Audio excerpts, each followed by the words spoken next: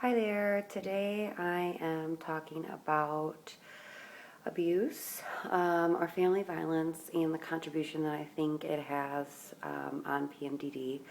Um, my experience and from what I've learned and studied and researched, I don't necessarily think that there's a direct link between PMDD and abuse or PMDD and family violence.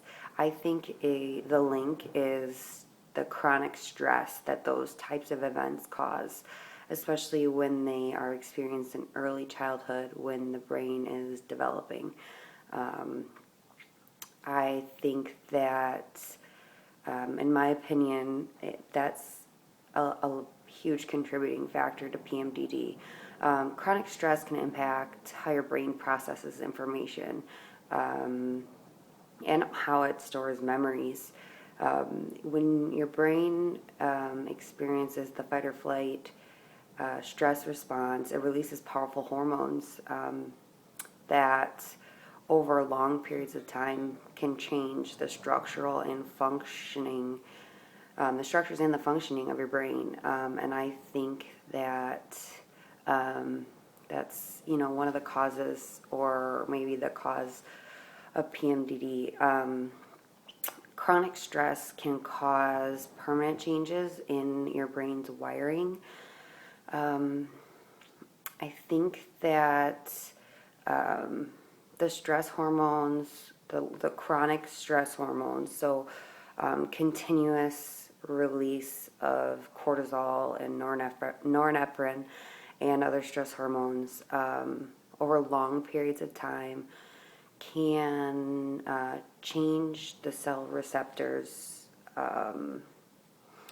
on in your brain so that the cell receptors are not relaying the information properly over to the to the next organ or to the next function that it needs to do. For example, when your brain is stressed, it releases a hormone that can, in turn, end up disrupting the functioning of your liver, pancreas, brain. So basically, what I'm trying to say is that I feel that the chronic stress due to abuse and family violence changes how the brain, changes the structure of the brain and how it processes stress and emotions. And I think that the damage that the long-term stress causes on the brain is kind of what sets off our PMDD symptoms and also what kind of gives it the feeling of an autoimmune response because while I'm not able to explain it as well as a doctor, one hormone controls the next. So if my brain releases a hormone and the cell receptor doesn't relay the message properly in the next order process, it's going to disrupt the next body function and so on and so on. And I think that the change in hormones that happen naturally in a woman's cycle start this process, and that's when our symptoms or our episodes start and how they start and why they disrupt almost every process. They disrupt memory, they disrupt physical functioning, you're clumsy,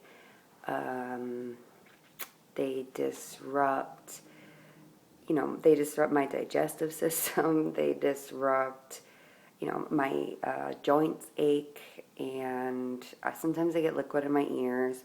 Sometimes I have just regular stuffy nose and stuff. Only during that time. So it's not that I'm getting a cold or anything. It's just that I'm having those responses. It's almost like an allergic reaction. But what's causing the allergic reaction isn't from outside. It's from inside. So there's not really anything you can do to protect it. Again, this is just kind of my theory, and it's not very scientifically articulated. But But that's how I believe that family violence and stress contributes to PMDD, and possibly is a large cause of PMDD, its symptoms, and the disruptive changes that it has to our bodies and minds every month. Thank you.